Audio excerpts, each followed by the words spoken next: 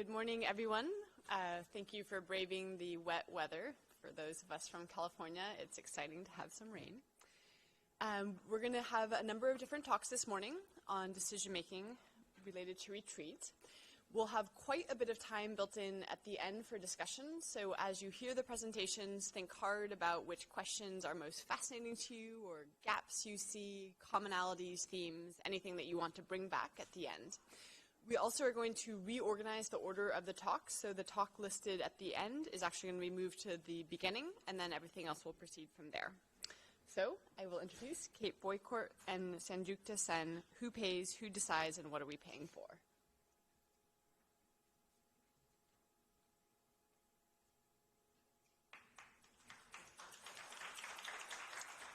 Thank you. All right, can you hear me in the back? All right, I'll try to speak up. So we're here today to talk a little bit about governance. I think that you've noticed, and I should say I'm from Waterfront Alliance. Sanjukta Sen is from Field Operations, which is a landscape architecture firm.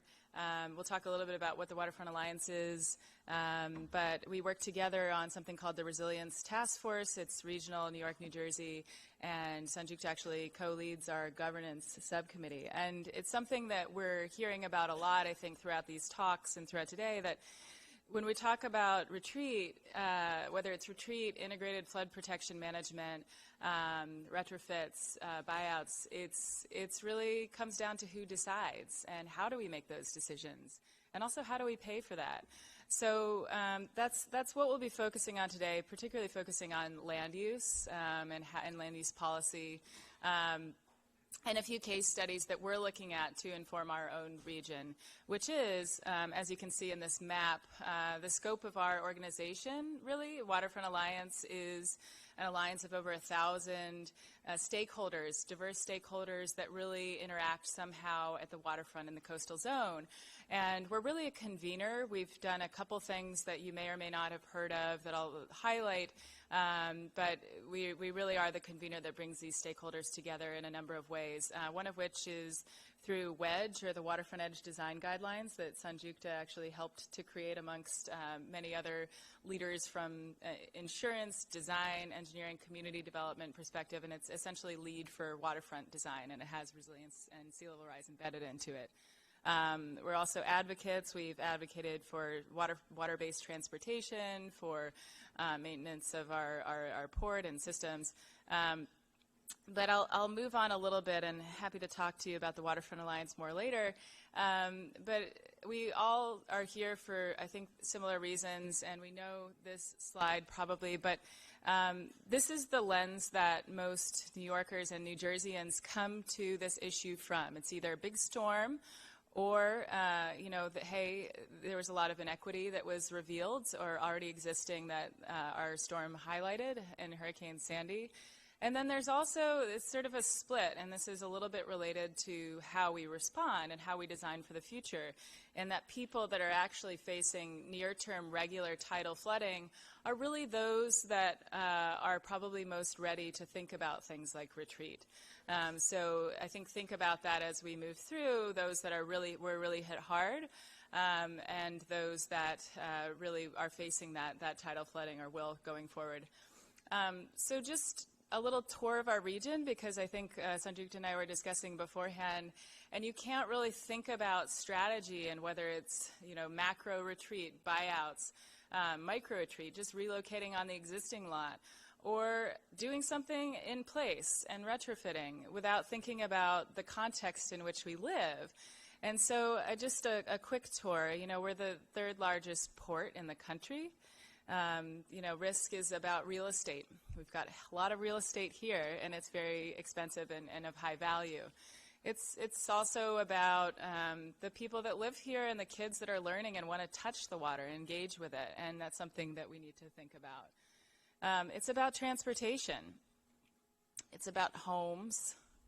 It's about identity and small businesses. If you don't know Nathan's Hot Dogs, this is the icon of Coney Island, which is quite at risk from sea level rise. And finally, it's a place where people walk, where they spend time. It's a place for solace. And all of these things stand to change depending upon how we adapt. So we need a plan. And we've convened a regional resilience task force. There were a lot of different entities, including, I know Heather's here, Laura Raritan Watershed Partnership we'll hear from in a minute, working on the issue of adaptation and building resilience. But unlike the great act that was passed yesterday to, in New York, reduce our greenhouse gas emissions, we haven't had that same kind of organizing around adaptation and resilience. And it's politically not so easy to talk about. So we have convened a diverse group of stakeholders, everybody from grassroots to FEMA to Goldman Sachs to insurance industry, to really come together and think about these issues of governance and how we decide. So just a quick bit of context. In New Jersey, a lot of our coastal zone is really regulated in a stronger role by the state, and they actually have rules that are very specific of what you can and can't do, that I believe through a planning process that they're organizing right now, they're actually changing. That remains to be seen what the result of that is. In New York City, we have New York City planning that is also administered through the Coastal Zone Act, thanks to that partnership with New York State. And they work closely with a mayor's office of resiliency. But when it comes down to thinking about designing from concept to completion to community engagement, what are we doing? What are our limits? What can and can't we do, and who's responsible? We don't have an org chart for that, and that's quite clear. And it's been sort of realized, I think, in terms of how we execute projects and the many different agencies that are involved. So that's something that we're really focused on, and I think Sanjukta is going to take us through what that looks like on the ground, and then also we'll talk about a few examples out of region for how we're thinking about bringing that to New York. Thanks, Kate.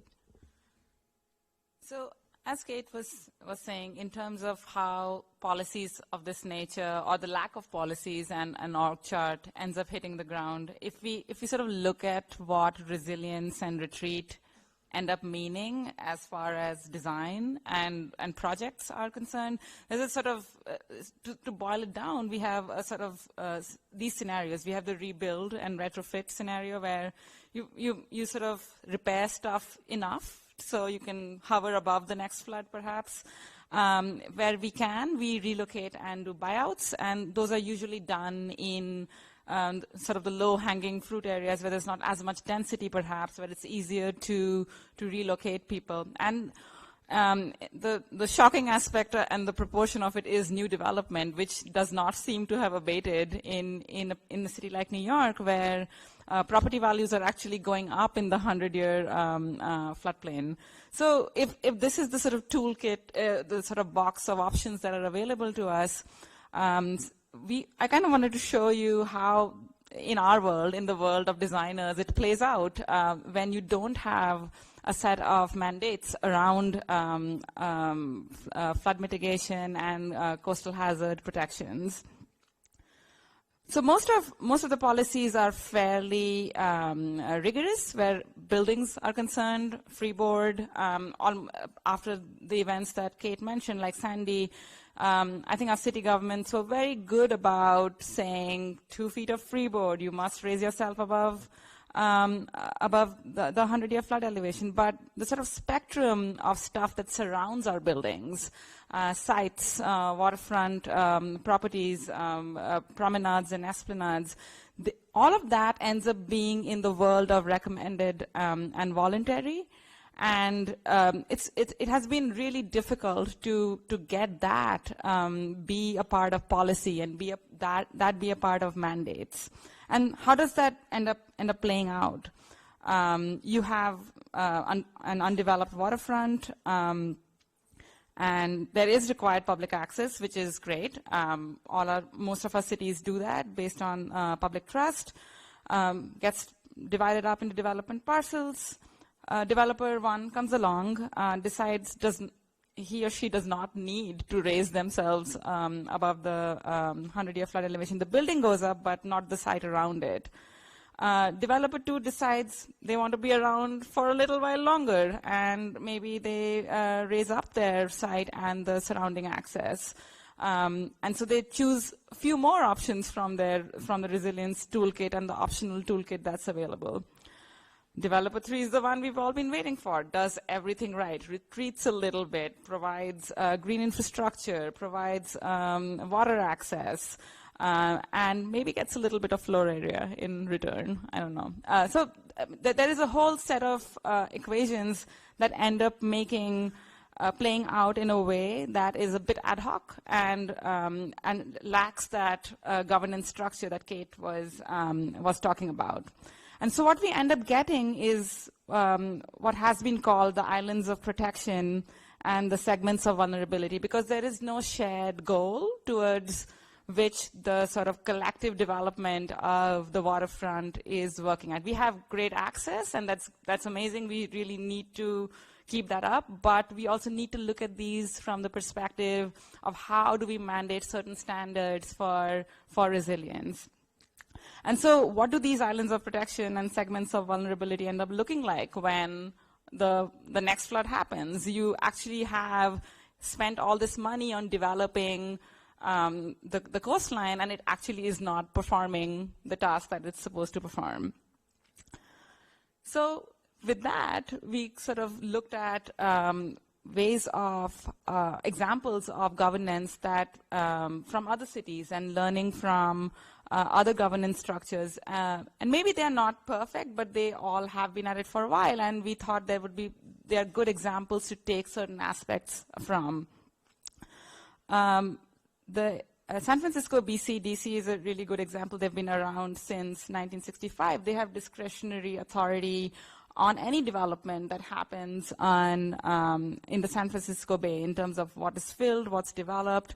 They go as far as requiring adaptation plans from development. So it's not just what you're building now, but it's also what you'll have to do, say, 50 years from now when conditions change. So building in things like that in the governance structure is really, really key, one of the key lessons from the BCDC structure. I'm not going to try to pronounce that, but this is the HWBS structure in the Netherlands, which is sort of the culmination of their federal flood management authorities, water management authorities, and the local water boards, which are a fairly ancient concept as far as the Netherlands is concerned, but they have figured out a really interesting way of local, federal, and state level coordination to manage their floodplains and their water infrastructure. And a great example of that is the Room for the River project that really required a sort of mind shift change as far as the Dutch approach to resilience was concerned. Instead of fighting it, it was about making space for flooding, which required people to retreat, to move away from being exactly on the riverfront. Kate is going to talk about a couple of other examples. Yeah, I think we probably don't have a lot of time. But anyway, so we've got, there's one proposed model. I don't know if you're familiar with our region or the Regional Plan Association, which focuses on 3 states, New York, New Jersey, and Connecticut.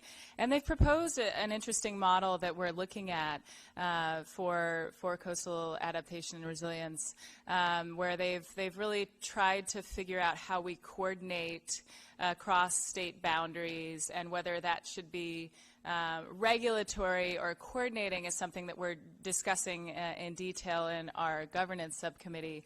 And also the relationship between funding and how that should play out. And I think there's a healthy conversation to be had to working within the structures that we have and perhaps clarifying the org chart with some new roles and capacities versus creating a new structure. And those are some of the tensions that are existing that I think are really realized in the work of this report. I know James Keenan, who worked on this, is chairing another panel.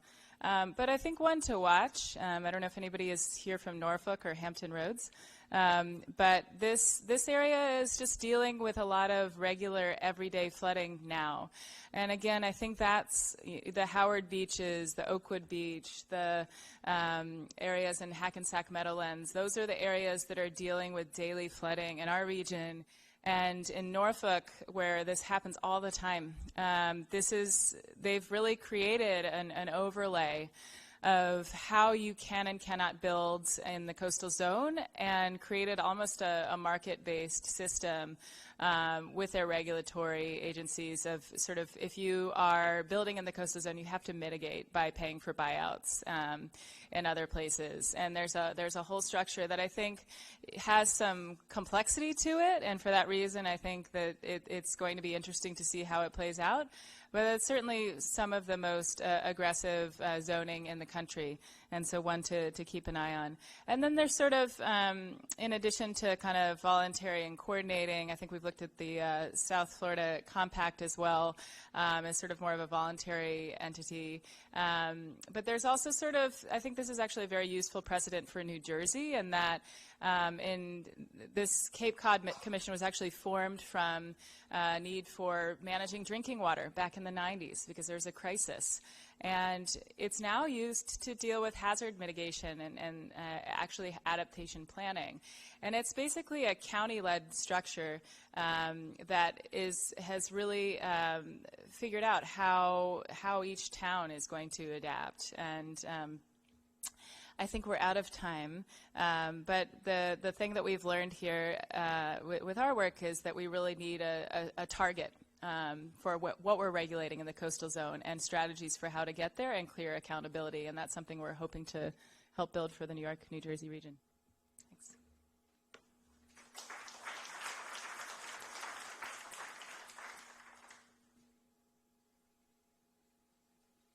I think the how-to of governance combined with design is what all of us need to get our morning off to a good start. We'll now be shifting to Kelly Main from MIT, who will be presenting on Bermanism.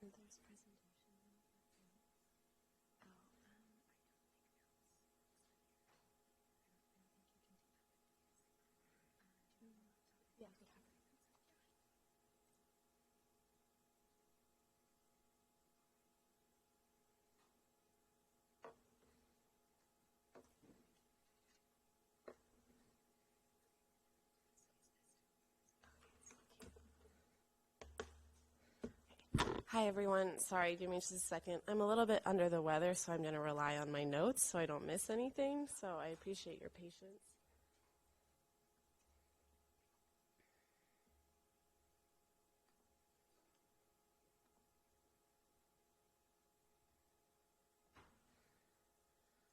Okay, so hi everyone, my name is Kelly Leilani Main. I'm a recent graduate of the Master's in City Planning program at the MIT Department of Urban Studies and Planning, and I'm currently a research associate at the Leventhal Center for Advanced Urbanism. And I want to thank you all for coming to this session today. It's been really great to be here so far, and I've heard some really interesting presentations.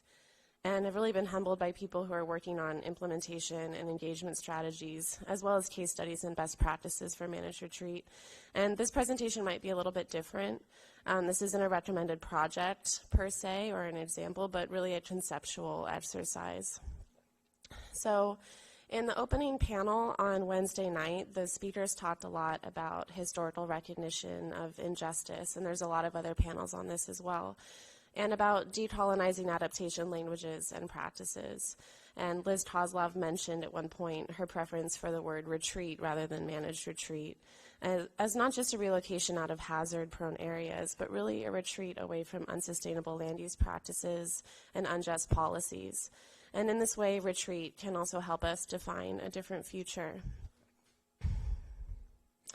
So this presentation abstracts the idea of decision-making a little bit, hopefully to inspire some reflective thinking, which we might take forward in practice and in our conversations, whether it be through policy or through grassroots movement building. And as alluded to in the abstract, if you read it, this project, which we call Bermanism, is a discussion point not at what point managed retreat, but where, how much, and for what purpose. So this new ism is intended to provoke a conversation about decision-making in the time of sea level rise, particularly as it relates to how, as a society, we choose to manage the present threat that sea level rise poses to our relationship with the water, as well as the historic processes of marginalization through unsustainable social and economic practices. It argues that the process of managed retreat, whether it be top-down or bottom-up, will inevitably result in the drawing of lines. And these lines become markers of different priorities, depending on where we draw them, how we draw them, and who draws them. A line defines what is in and what is out. And as a result, it also defines who and what is included and who is excluded, what is protected and what will eventually be overcome by the sea, and what will have to retreat. So planning, engineering, and design all use lines to define these priorities. They demarcate cost-benefit analysis zones and other processes which guide implementation and result in exclusion. For example, this is the Mordanza to the Gulf levee in Louisiana, and some of you may have heard of the Ile-de-Jean-Charles Relocation project. I won't talk about it here. There's a panel later today where you can hear people talk who are experiencing that, talk about their own experiences. But it is worthy of noting that the state of Louisiana revised their original plan and excluded a number of communities from the protection of this levee, including the Ile-de-Jean-Charles tribes, in order to reduce costs. It is not an understatement to say that this line represents essentially a death sentence for many of the communities that live beyond the barrier. When lines are drawn, there are inevitably winners and losers. And perhaps the most extreme example of this is in the Netherlands, on the other end of the spectrum. And when you look at a map of the Netherlands, like you see here, you see what looks like a rather significant amount of coastline. It is a country surrounded by water. However, the Dutch have been working for hundreds of years to manage and tame their relationship with the ocean. About 26% of the total land area and 21% of the population of the Netherlands are located below sea level, and only about 50% of its land exceeds 1 meter above sea level. So the Dutch have been using technology such as polders to pump water off of their land to create arable opportunities like for agriculture for hundreds of years. And in 1918, the Zuiderzee Act was passed to support the construction of the Afsluitdijk, which you can see on the right and which is on the upper left-hand corner of the map, for the following objectives. First, to protect the central Netherlands from the effects of the North Sea, namely flooding and storm surge. Secondly, to increase Dutch food supply by with the development and cultivation of new agricultural land, shown in dark green, and to improve water management by creating a freshwater lake from the former uncontrolled saltwater inlet that connects to the North Sea. So 20 years after the Afsluitdijk was built, the Netherlands was devastated by the Great Flood of 1953, which killed nearly 2,000 people. And in response, the Dutch vowed never again would the country experience such a tragedy. And on the left-hand side, you can see the flood extent. And as a result, they undertook a massive public works project to effectively cut themselves off from the ocean. And it looks essentially like this. It's a series of lines which represent dams, sluices, docks, dikes, levees, and storm surge barriers. And the aim of all of these protective infrastructures is explicitly to shorten the Dutch coastline, reducing the number of dikes that had to be raised. So you can see here, to ward off rising seas, the Dutch have essentially closed themselves off to the ocean by reducing their coastline from 2,100 kilometers to about 880. And while this was done for the survival of the country, it begs numerous questions about whether or not this is the future that we really want to create in terms of the relationship we have with water, especially because of the lasting environmental impacts that these enclosure projects have on the natural ecosystems. So with these two case studies in mind, I want to share a little bit more about the Bermanism project I completed with my colleagues during the course of my studies at MIT. The project started out as part of an urban design studio at the MIT School of Architecture and Planning in the fall of 2017 called Cities by Sea. And it was, it asked a group of master's students in architecture and city planning to think about urbanism in the age of sea level rise. And we had a chance to travel to the Netherlands and the UK. And we came back from our trip to Boston. We were asked to apply what we learned to a site in Boston, either in Chelsea, Massachusetts, or in the Seaport District. And the prompt was fairly simple: to design a resilience district through the identification of critical infrastructure, areas of upzoning, and areas of downzoning, or what some of us today might call managed retreat.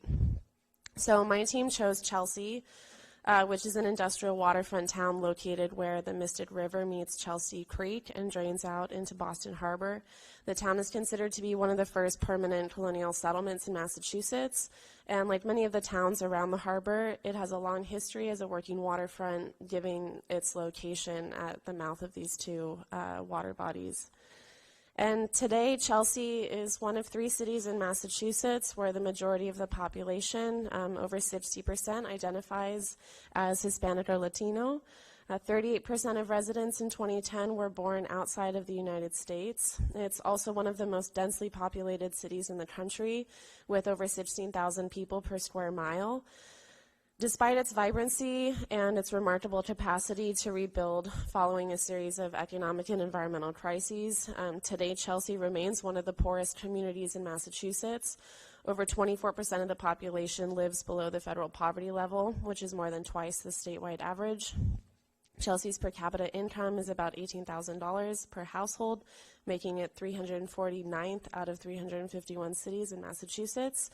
And as a result, it struggles with a variety of health factors associated with poverty, such as substance abuse, violence, educational attainment, and obesity.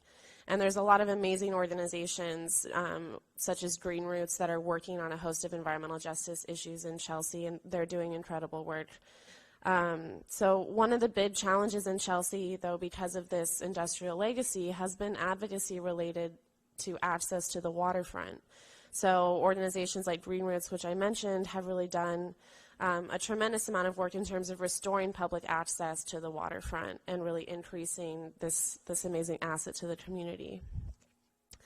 And one of the sites that we looked at is actually in the historic Islands End Creek River Basin. And in the late 19th century and continuing for nearly 70 years, a coal tar processing plant was releasing wastewater directly into Islands End River in the middle of Chelsea. And the wastewater contaminated river sediments with PAHs.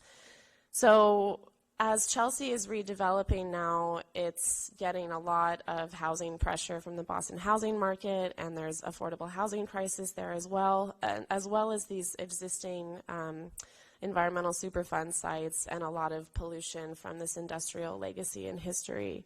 And you can see here in the north the New England Gas and Coke Company. So if we fast forward to today, oil and gas and industry still have a prominent role to play in this town. In addition to the district gas oil and gas storage site, the New England Produce Center is also located in Chelsea. It's the largest in the Northeast and has over 35 wholesale distributors.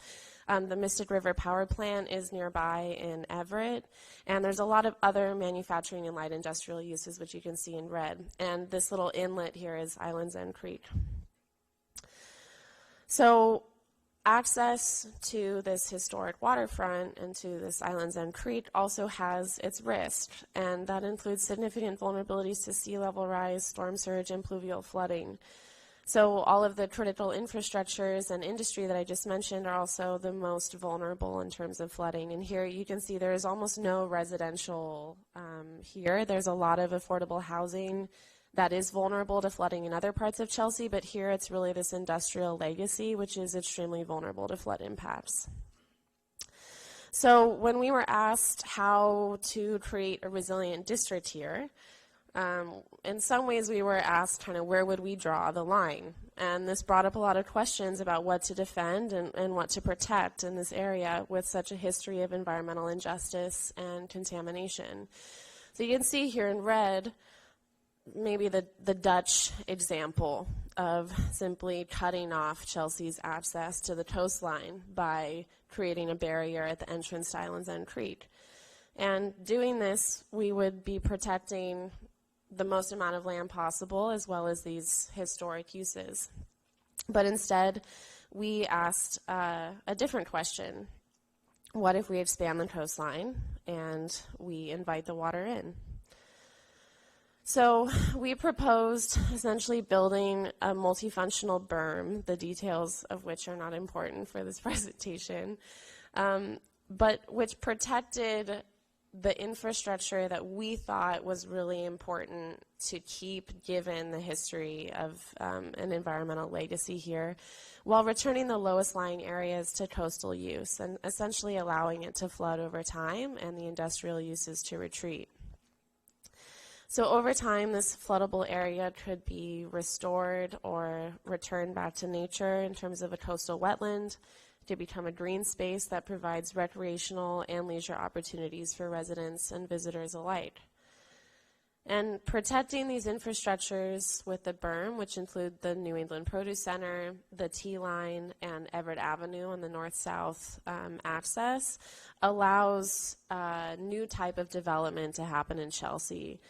One which provides opportunity to transportation, increases the availability of public access to transportation, one where the old industrial uses are removed and make way for residential uses, and one in which the north-south connection in Chelsea, and which is on Everett Avenue on the right-hand side, actually increases connections between the north and southern sides of the city, which has traditionally been bisected by a series of transportation corridors, including the T-Line. So as designers and engineers and policymakers, we have the opportunity when we think about where these lines get drawn, and that could be either top-down or bottom-up, depending on where we position ourselves, we have the opportunity to maximize impact rather than simply to maximize protection. And in Chelsea, the legacies of distribution, degradation, and unequal access to the waterfront cannot be solved simply by maximizing the square footage of protected land through the drawing of the shortest and the most simple line. So Bermanism asks, how can this deceptively simple process of drawing the line encourage a more nuanced discussion around the question of what should we protect in an era of climate uncertainty and risk? The line between what is protected and what is given back to the sea delineates our social priorities and can create new possibilities in architecture, planning, and design. And Bermanism acknowledges that what we are willing to give up to the sea can become commensurate with what we gain in return, both in safety and in quality of life. Thank you.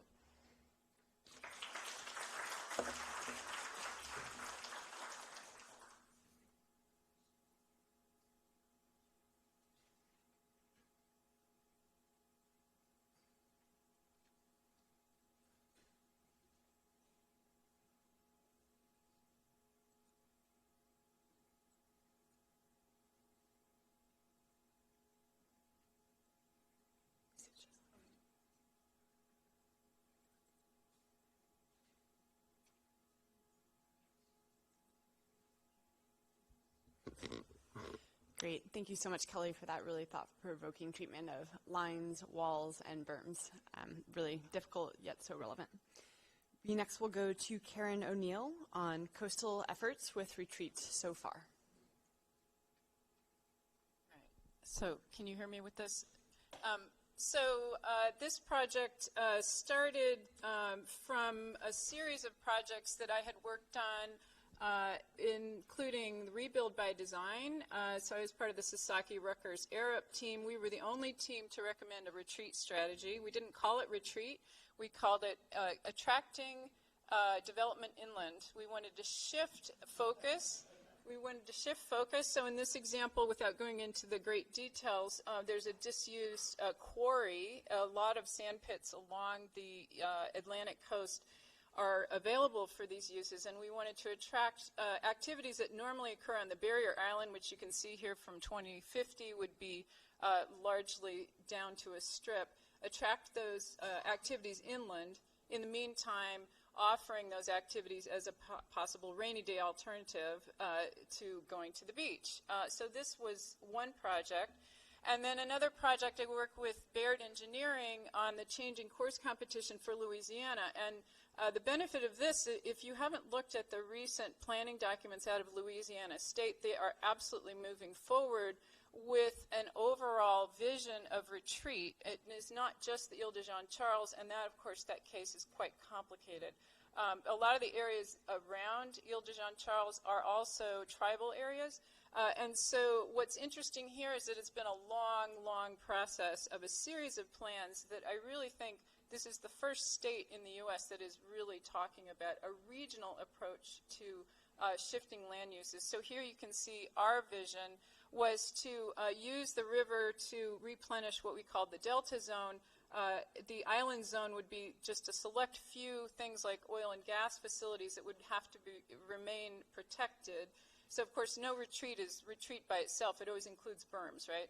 So that replenishment zone includes areas where people currently do have their fishing camps, and people are already used to having two residences. So we had this, I liked this idea of the two residence option, and then the people could choose to move when they wished. The community zone on the inland would be the higher and drier retreat zone. So all of these efforts were incorporated into the CPRA plans, and it's very interesting. Now, what we thought of at that point was, well, what are people actually doing around the world? And this is also a response to all these projections of sea level rise. It's really important to do this and to project how many people might be living there in the future, but we do not know how these people are going to act. And so this is a favorite set of images from Mach, Larice, Jamero, and colleagues. This is an inner reef island in the Philippines. It's a fishing community, and this is what people are doing right now. The relative sea level rise here was due to seismic activity, but it mimics what could be happening around a series of islands in that region in the not too distant future. So it's a very interesting indication that people are going to do things that we may not expect. And of course, for any effort, even if you do full buyouts, you're going to have people who hold out. And so one of the most impressive cases that we looked at is Christchurch, New Zealand, which is doing a very, very large red zone, yellow zone process after the earthquake, but they're justifying it in part for climate change reasons as well. And even there, with pretty decent buyout, you're getting holdouts. So there's always going to be holdouts. So what we wanted to ask was, how are people moving? And so this adds on to work by Katharine Mach and her colleagues Hino and Richards. Sorry, I have it's Miyuki Hino, who's here, I believe, Christopher Field, and Katharine Mach, and they were looking at a worldwide comparison of cases to look at the social functions and really sort of social well-being. What we wanted to look at was a series of questions: who is retreating, when, and where? And this is to create a typology to respond to this term that we keep having problems with, managed retreat. So I really wanted to pick a bone with that, as we all do. And one of the issues for us, we quickly became aware that the idea of retreat that is, I think, limiting us is that it starts from coastal engineering and coastal management, and to some extent ecology. And the focus has been on moving structures. And part of the reason is because there's an opportunity, a historical opportunity right now, where so many of our seawalls are deteriorating, and the decision has to be made either to replace or to remove them. So this focus on structures and on the buildings that are just behind those structures, I think has diminished our attention to the social activities. So we wanted to look at how our social activities, how social uses are being retreated. And so this includes things like, if we think about Bangladesh, people are changing the nature of crops that they're planting because they can no longer tolerate salt. Or they are shifting to, of all things, aquaculture and putting salt water onto the land, which is kind of, amazing.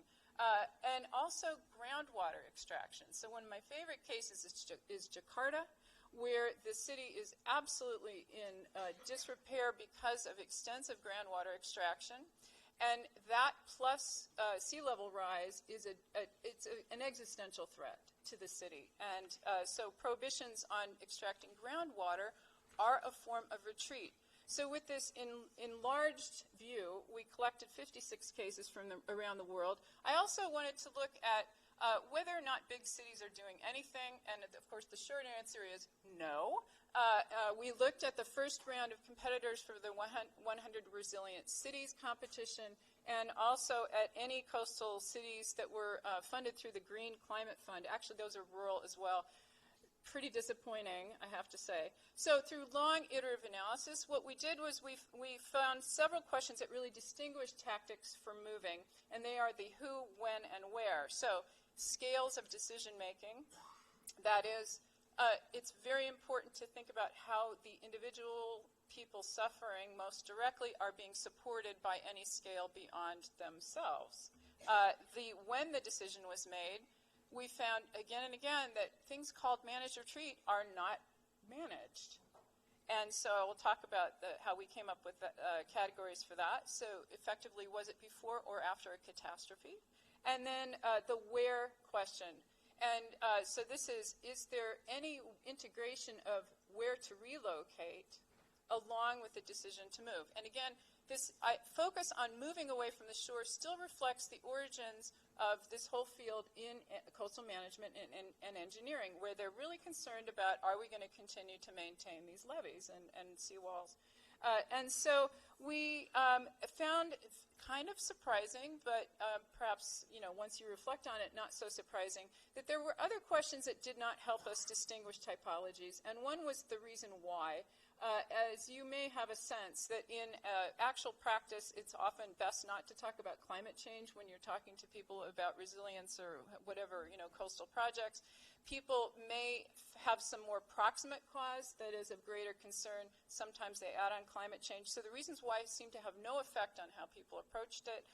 And then also the use of coercion. So I've really tried for a long time to categorize, moving opportunities by the use of coercion, and we ended up really feeling that the social coercion of groups of people moving, that there ends up being more of a continuum rather than an easily defined, this is a coercive move and this is not. And of course, there are standout cases, Vietnam, China, and Cuba, but we found that was not so helpful.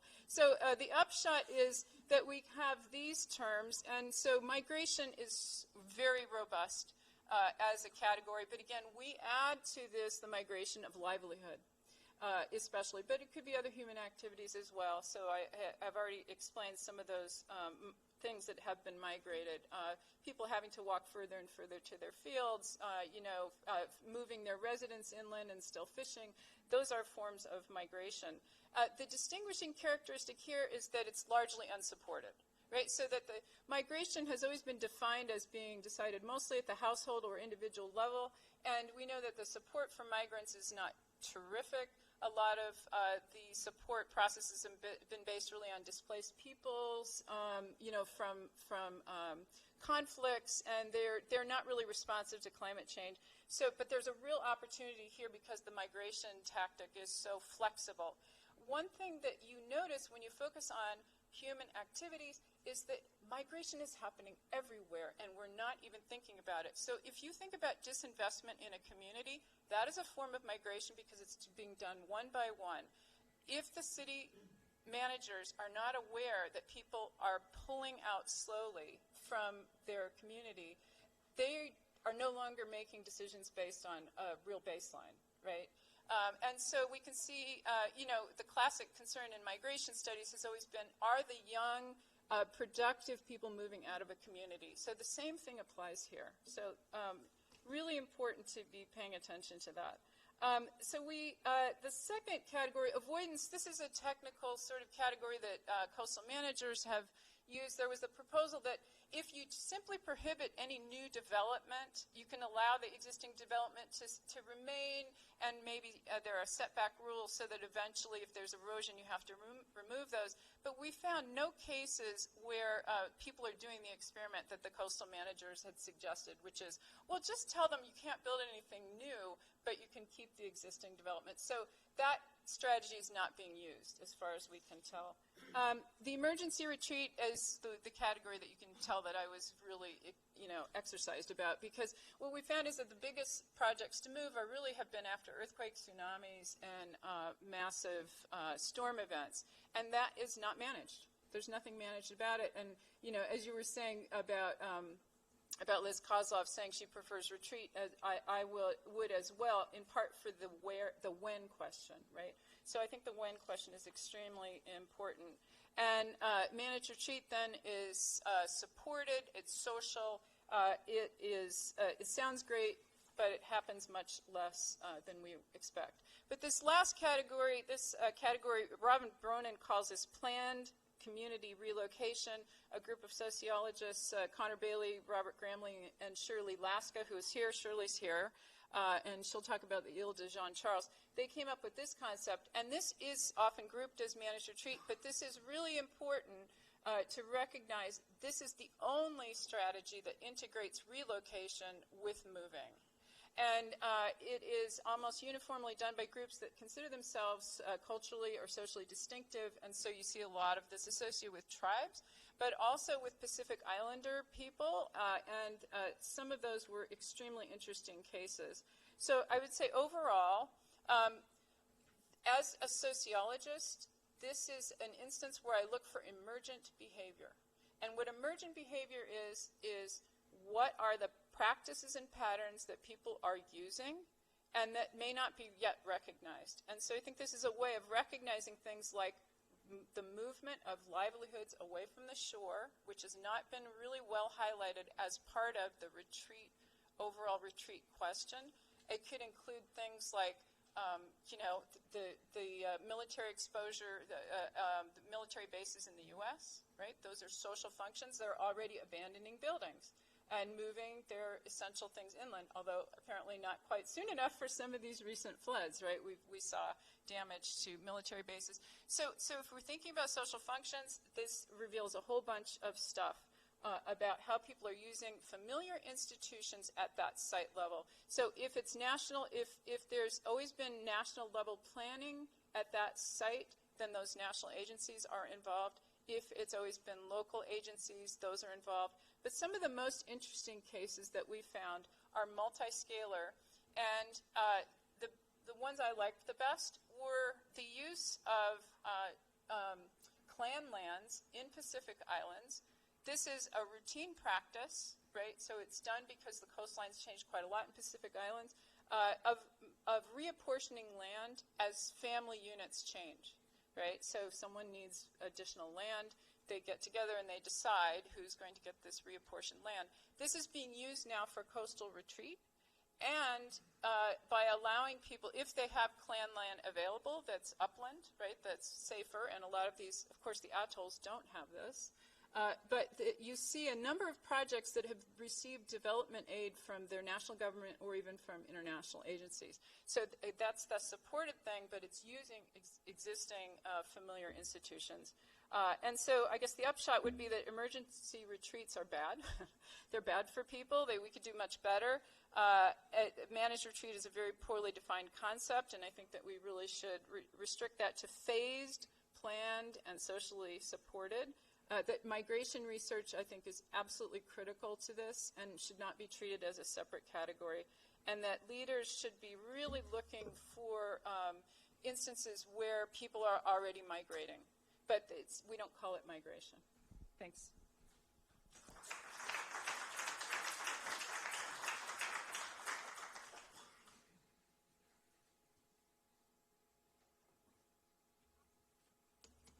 Oh, I didn't show my pictures.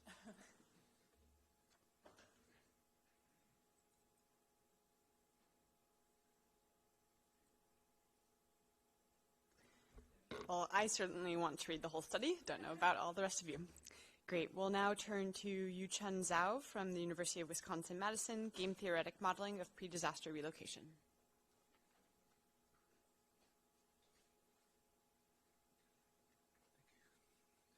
Good morning, everyone. My name is Yuqun Zhou, and I come from Industrial Engineering and the Industrial System and Engineering Department of University of Wisconsin-Madison. Today, my topic is game-theoretical modeling of pre-disaster relocation. This research is held by Professor Vicky Beer, who is an expert on decision-making and operation research, Professor Zhou from Vermont University, graduate students Pengru and me. As we know that many types of disasters can cause population displacement, and coastal flooding is one of those disasters.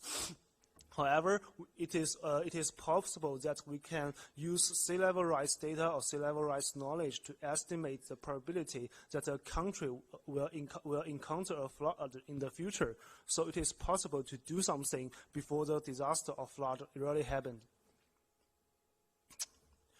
Fail to do some things can be extremely costly, since if the flood has happened, we have to not only relocate people but also rescue them, prevent disease, or just even rebuild the communities, and other things are very costly. So it is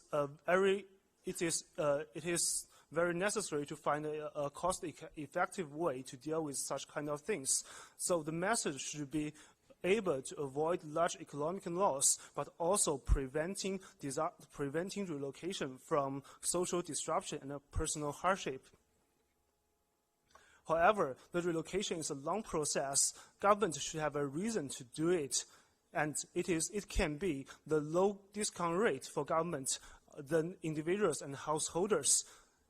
The advantage of low discount rates can convince officials to nudge people to move as early as possible from the vulnerable areas to help them avoid the future large loss for themselves and also the government. Here, we want to start relocating people before the disasters. The framework of our model is a game.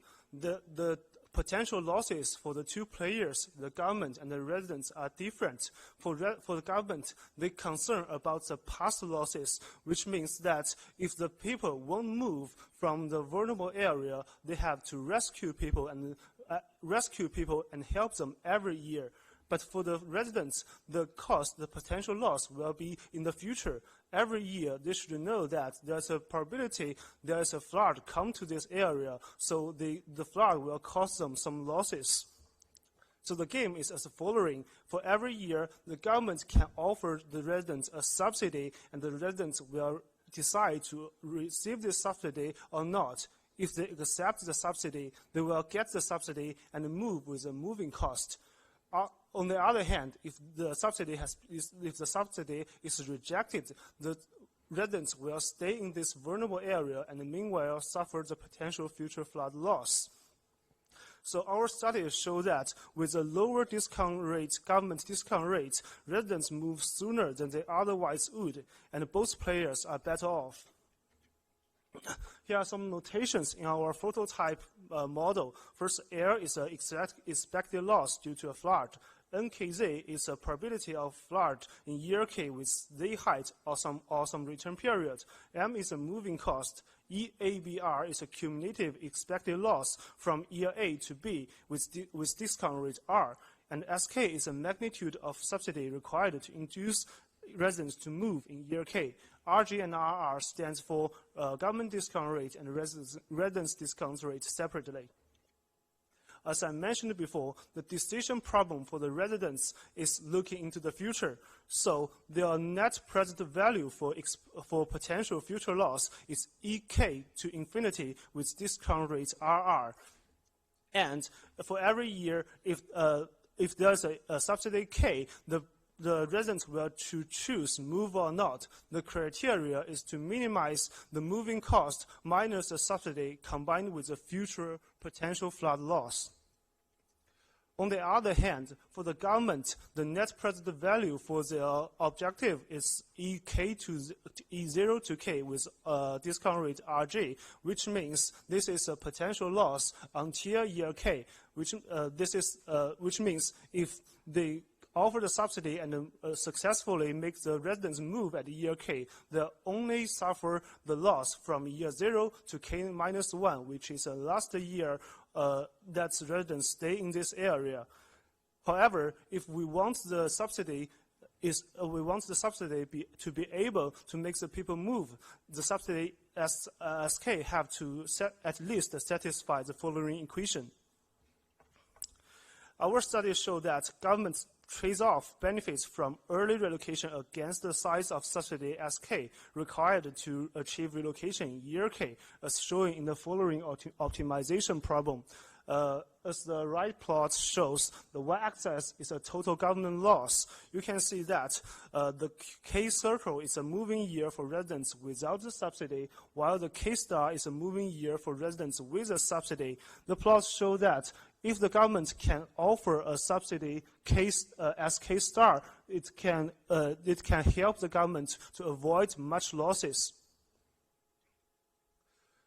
After finishing our prototype model, we try to dive into real cases. So the first thing we do is trying to estimate the flood probability.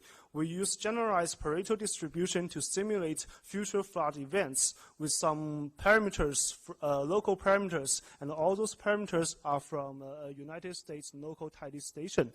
There are some cases that the NKZ, which is a flood probability, is greater than 1. So we set them to 1 because in our model, it means probabilities for us. And the sea level rise data is from Professor Kopp at the Rutgers University's 2014 paper.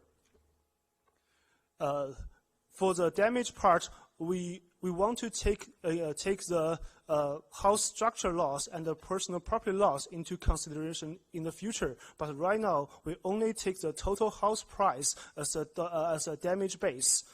And for a specific height of flood, the key thing related to the damage percentage is inundation level, which is a bigger one of 0 of flood height plus mean high water level minus mean sea level minus house elevation. Here's a cartoon that helps you understand how we calculate the inundation level. Also, we can calculate multiple inundation levels at one time. For example, for now, we are considering about 100-year flood and 10-year flood. So the damage K in year K is as following, and it reflects the fact that a 10-year flood will have a lower inundation level. So we started the San Francisco, the battery, the New York, the battery, and the San Francisco cases. We also set different groups of people with different characters to say how they react to our policy. We choose the government discount rate is 2.5%, and we only focus on one-story single-family house. For median income house owners, we set discount rate at 9%, and the house price is a median house price in this area. For lower income house owners, the discount rate is 18%, which is probably equal to the credit card interest rate, and the house price is 25% of the house price in this area. The relocation cost is equal to the twice of the house price, and the calculation period is from 2020 to 2100. And the following is a flood height for 100-year flood and 10-year flood in those two places. So the results is the preliminary result is as the following. In the battery New York case, for a house located 0.1 meters below the 100-year flood plan, we can see that both groups will not move until 2100. It is because a low flood probability will incur just less damage, but with a subsidy, they will move before 2100 and move at a recent year. However, for a house located in the 0.1 meters below the 10-year flood, which means they will not only suffer the 10-year flood, but also suffer the 100-year flood, the relocation year is much sooner, and also offering the subsidy can make this process accelerated. Some interesting thing in the San Francisco case is that we choose those two places because there are significant different patterns in future flood probability in west coast and the east coast of United States. The west coast, which is the San Francisco side, with a very high flood probability. So people will move much sooner, but the lower income people will be just a little bit slower than the middle income residents. And also, there are some cases that offering the subsidy is less effective or even useless, like you can see in the 0.1 meter below the 10-year flood plain area, the middle income residents will move by themselves in 2022, but offering a subsidy will not accelerate this process. So this is the case that we want to study in the future to say which kind of element plays a significant role in this phenomenon. And the summary of a case study up till now, first thing is that offering a one-time subsidy can motivate residents to move before the risk of flood becomes severe. And second, optimal subsidies are much smaller for residents in 10-year flood plan than for residents affected only by 100-year flood plans. And third, the lower income house owners move later than the median income decision makers in the absence of subsidies. In the future, there are some extensions for our model. First thing is we want to extend to more cities since they have different patterns in future flood. And also we want to study more than two inundation levels.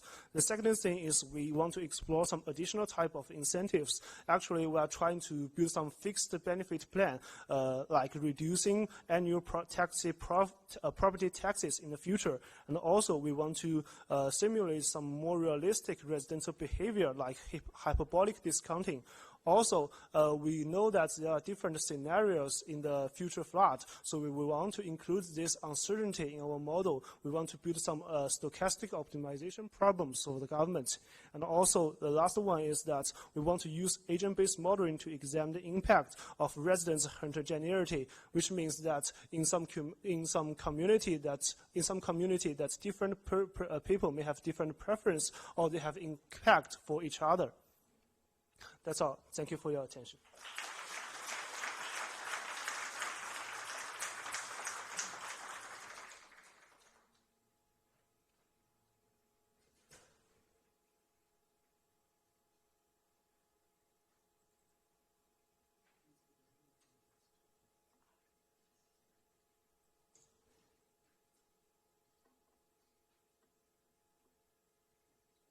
This one?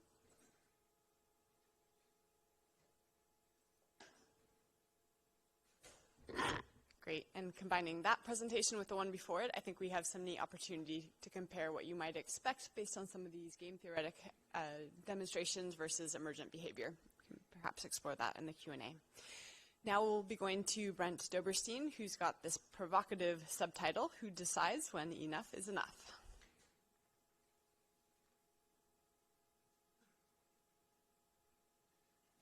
Thanks very much, Katharine. And I just want to open up by thanking everybody for fighting your way through the rain this morning and staving off day 3 conference-ism. This is a full house on a Friday morning, so that's fantastic. So my discussion today, as many other presenters have done, will be about decision-making in the coastal zone regarding managed retreat.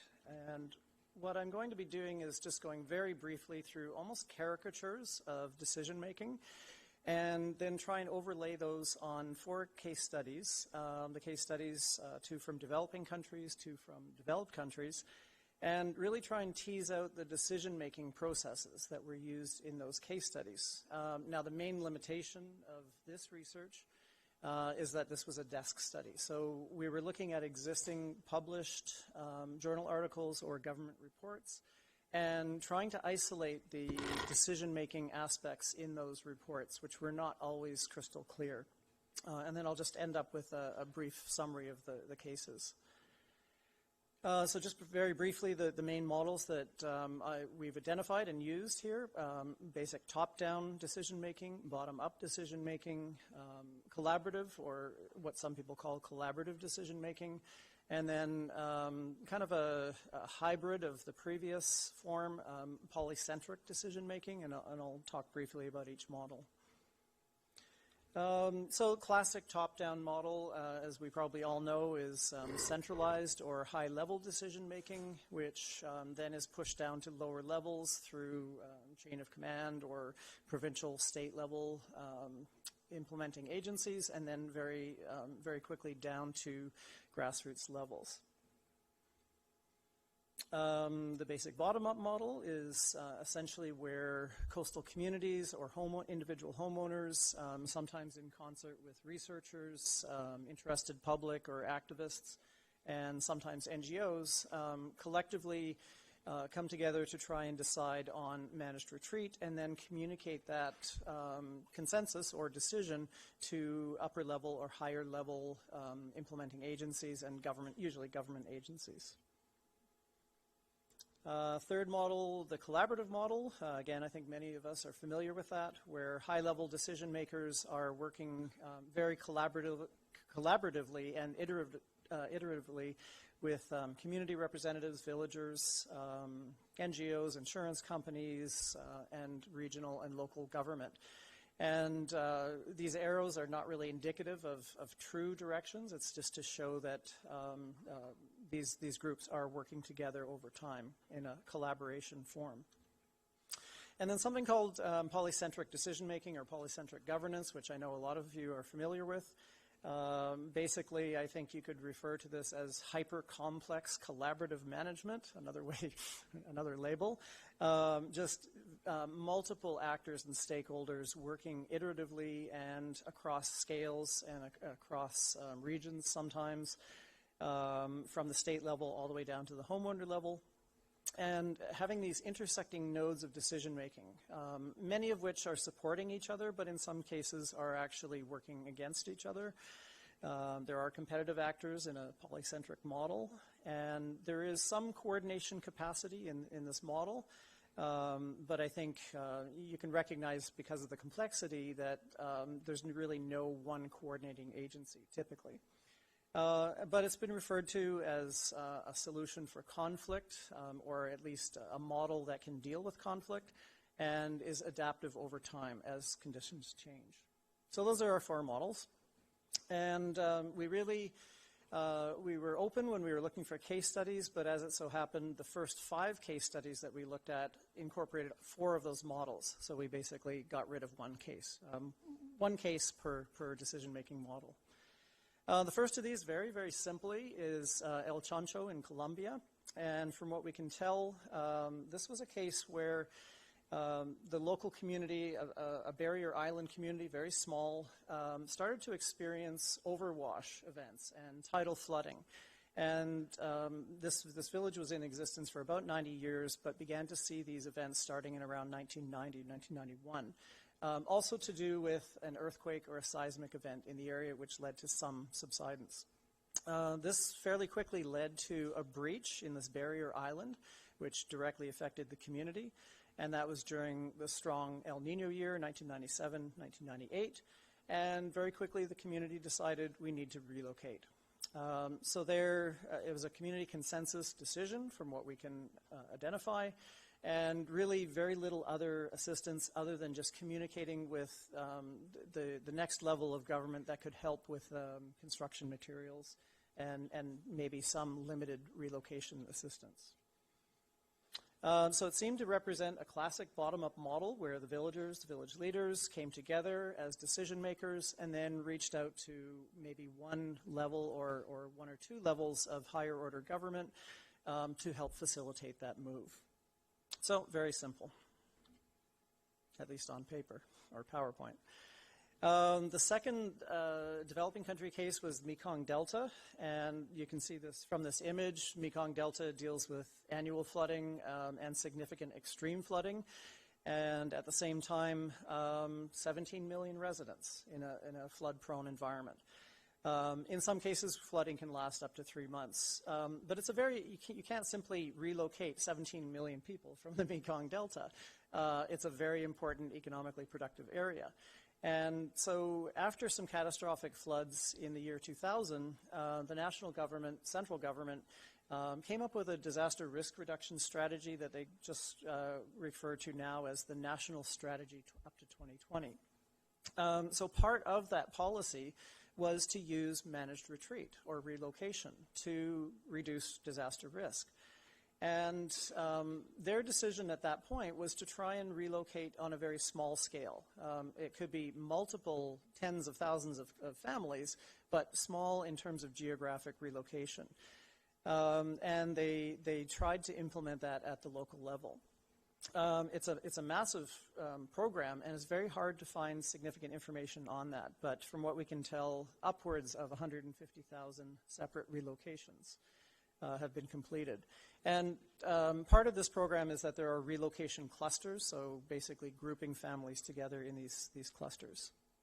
It seemed to represent the classic case of a top-down model, where the national government decides on this disaster risk reduction strategy and uses national ministries to coordinate that move and basically communicate down to lower levels.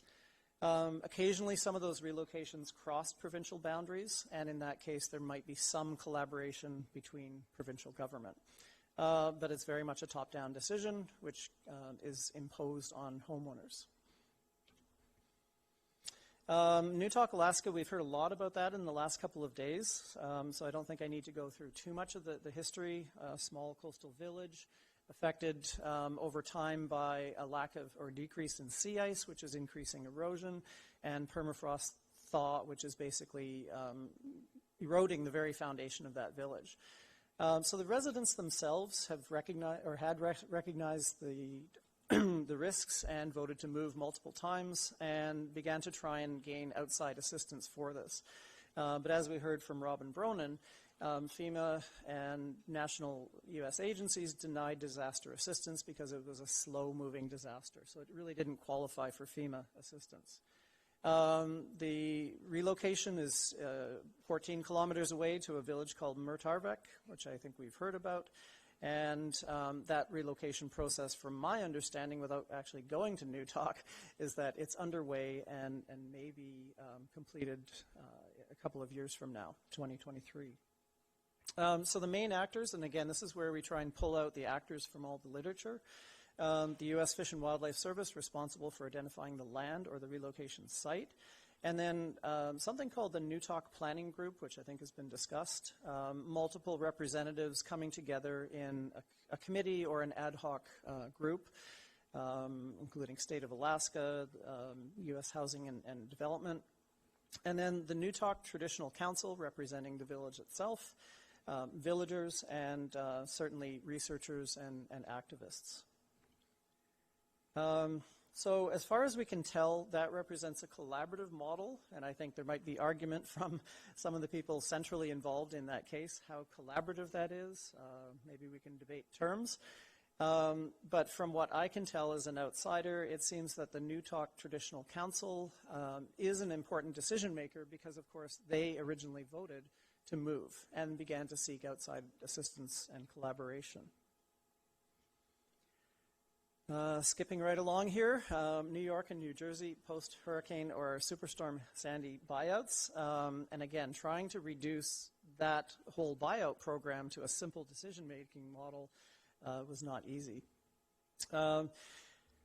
Brief history, from what we can tell, mostly targeted at individual homeowners, although sometimes there was a target on certain neighborhoods or communities, and multiple actors from the federal, state, local, municipal levels of government, insurance and private real estate companies involved, the community organizations, which sometimes took an organizing role in the decision to relocate or to accept buyouts, and then certainly homeowners and developers who may be involved in rebuilding in some of those communities.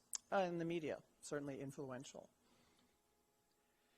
So this is a very complex decision-making process from what we can tell, and it seemed to fit the polycentric decision-making model with actors at all levels, all the way down to the homeowner. But as we've heard from multiple presentations, buyouts typically are accepted or rejected at the homeowner level. So that seems to indicate a level of power with all these other actors. Just some brief, before I run out of time, discussion or summary. So 4 different cases, 4 different decision-making models from what we can tell, reflecting different levels of complexity, some reflecting very simple decisions and simple solutions, and others very complex and drawn-out decision-making and implementation. From what we can tell, some of the decision-making models that we've identified here seem to be linked to the geographic scale of retreat. A small community moving a half a kilometer inland probably does not need polycentric decision-making. Decision-making models that reflect the simplicity of that move, I think, are linked to the geographic scale. Governance style in the region. Vietnam with a centralized socialist communist government making top-down decisions very frequently seems to lead to a top-down model. Funding conditions for buyouts in New Jersey and New York seem to be linked to the homeowner. And so, of course, that influences decision-making. But, of course, there are supportive organizations leading into that decision. The available time. Is this a post-disaster setting where time is of essence and relocation is virtually measured in months? Or is this a proactive relocation that might span decades? And that will affect decision-making. And as we've heard from Robin Bronin and others, sometimes there's no one agency that could make a top-down decision. So this seems to reject a top-down model and in favor of more collaborative or polycentric models. Conclusions, simple decision-making models still have value in some contexts. So the bottom-up model in a small-scale coastal community moving half a kilometer inland still has value. And I think in some of these more complex cases, we're naturally pushed into a collaborative style of decision-making and even hyper-collaborative or polycentric models. The open question that I've heard a lot in this conference is, what is the right model of decision-making? What are the best models? And do we know enough about relocation and managed retreat to know what the right model is? And as my geographer's hat, putting my geographer's hat on, I come back to context all the time, which is kind of frustrating sometimes for students. We want to know what to do. Well, it depends on the context. So I think you have different correct decision-making models in different communities and at different scales. But I think this argues for post-relocation research into those decision-making models and then the social, the cultural, and the economic impacts on those communities. We need to know if that decision-making model was acceptable in terms of the impacts that it created, and could there have been a better decision-making model? I just wanted to end on this now very common framework from Hino et al. In 2017 because it looks at this issue of decision-making. Are residents initiating the move and deciding about the move, or is this something that is being more forced or top-down? And then what are the benefits of those decision-making models? So I just tried to fit our 4 cases to this model. A little bit subjective, of course. But the Mekong Delta, certainly there's definite elements of residents not choosing to move, whereas El Chancho, Colombia, seem to be virtually all decided by residents. And they were basically the only benefits of relocation. Newtok, Alaska, certainly the residents initiated the move or at least voted to move, but there seem to be also broader benefits to society by facilitating that move and probably creating a template for other communities. New Jersey and New York buyout program was a little bit hard to fit to this diagram because of the variation from one community to the next, and basically perhaps a little bit of my lack of understanding about all the decision making that went into that. But essentially, that's where I fit the model. Okay, I think questions are for all panelists, so it's not just for this. Yeah. Okay.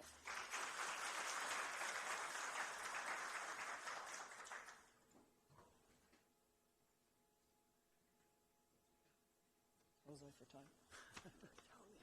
Good. Great. So we have about 10 minutes or so for all of your questions. I might throw out just one question as we are getting settled here. I really like Karen's phrase around emergent behavior, and I thought we could maybe just use that as a spark across all of the talks. So in terms of the decision-making you all have been considering, whether it's lines or the role of design or the role of subsidies, how do you see emergent behavior at present and potential limits to that status quo, and kind of how and why change may begin to occur in the emergent behavior we're seeing?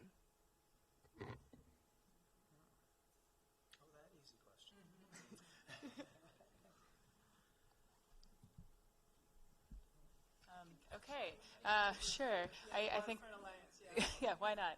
I think we've got a number of panelists that can speak to this, but if I understand the question correctly, I think emergent behavior is somewhat occurring now. I think in terms of the spectrum of folks that might be thinking about this, there's the homeowners, which we've been hearing a lot today, and then there's the big-scale developers downtown New York City.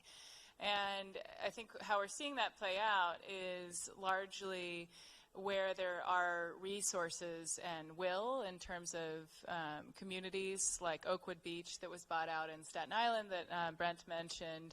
That was a community that if you look at where they were beforehand, you look at Google Maps, they were living in a marsh, and so they've been dealing with it many years. Where we see the larger scale developers in perhaps larger resourced areas running up against this is the lack of sort of regulation for new development, and wanting or being pressured to by community discussions about their developments in New York City to do something differently, but they don't know what that is, and so they're sort of doing that haphazard response that Sanjukta mentioned earlier. And I think the way that will change over time is through things like zoning changes and regulatory and incentive changes, if that answers your question. Right, and that's so.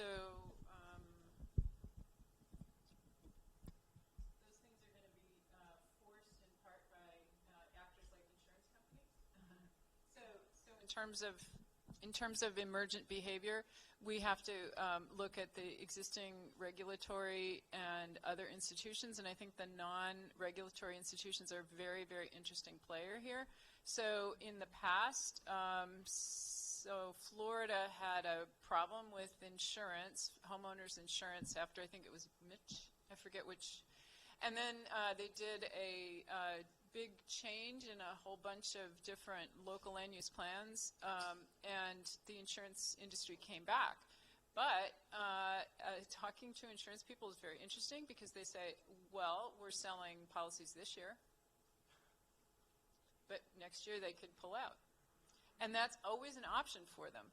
I'm also very interested in utilities. Now I'm really thinking about the U.S. context, but I do think it's probably generalizable that these two concerns will exist. Utilities are required to continue providing service if the post office lists residents on a street. At what point, right? So at what point, I guess, going back to our main theme, do utilities say, we've had it? So we had a really interesting move a few years ago. In New Jersey, the PSE&G actually got a rate increase for prevention from the Board of Public Utilities, which is an unusual move. They had always resisted this because always rate changes were supposed to be to the benefit of the people currently paying the rate. So that's the sort of the deeper emergent activity, that I would be looking for, and that could maybe spark. What I'm saying is there may be interest groups that haven't fully formed yet that will start to push some of the initiatives of the Waterfront Alliance. Thank you. One of the other things that I want to add to that, I've been working on another project, which I'll be presenting with a colleague of mine, Colleen Chan, in East Boston. And when we went to talk to people about whether or not they were considering relocating out of or moving out of their neighborhoods, people talked a lot about flood insurance premiums, and they talked about how expensive it was becoming to live where they are. And they also talked about how no one in the government was talking to them about these changes in their neighborhood. And East Boston is undergoing a massive redevelopment right now, and a lot of residents are being priced out. But the city of Boston is not talking to residents about the floodwater in their basement. So I think one of the emergent behaviors for planners and policymakers or public officials is to start to prepare for questions that I feel like they're not ready, they don't have answers for. I think that the public sector, based on the conversations I've had with city officials, they believe that they're not ready for the conversations because they believe that communities aren't ready for the conversation. And I think that I'm interested to see kind of how quickly when managed retreat or relocation becomes mainstreamed, that this becomes kind of something that the public sector actually isn't ready for addressing, in terms of people saying, what will you do to help me when I can no longer afford to live here, or when I am not safe living here anymore. So. Great. Why don't we go to audience questions, and maybe we could take a cluster of them if there is a cluster. So we've got one back there.